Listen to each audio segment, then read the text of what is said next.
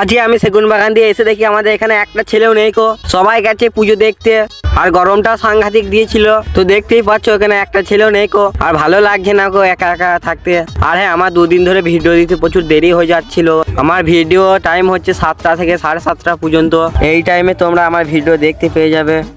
কিছুক্ষণ পরে আমার দুটো বন্ধু আসে, দিয়ে আমাকে বলে চল কিছু খাবো, আজকে প্রচুর গরম করছে, চল কিছু ঠান্ডা জিনিস খাবো। তারপরে আমরা চলে আসি দোকান, দিয়ে আমি বন্ধুদেরকে শুধু দিয়ে কি খাবি তোরা, দিয়ে ওরা বলে যে একটা স্প্রাইট কেন। আমরা এখান থেকে একটা বড় স্প্রাইটের বোতল নিয়ে নিই। আর এত বড় বোতলটা আমরা 3 জনা মিলে কেউ খেতে পারবো না কো। তোমরা যদি কেউ খাও তাহলে কমেন্টে বলবে, তার বাড়িতে আমি একটা স্প্রাইটের বোতল দিয়ে আসবো। দিয়ে আমরা আবার চলে আসি কলতলায়, এখানে খাবো আমরা। যে খেলাম না, জীবনটা একবার ঠান্ডা হয়ে গেল। আবার তোমরা আবার বলবে জীবনটা কে ভাই, মানে শরীরটা একটু ঠান্ডা হলো। আমাদের একটাতে শরীর ঠান্ডা হলো না বলে আবার একটা আনতে যাব। আমরা আবার দিয়ে যাব ওই পাড়া। আর যাওয়ার সময় আমাদের সঙ্গে এরকম হয়ে যাবে আমরা ভাবতে পারিনি।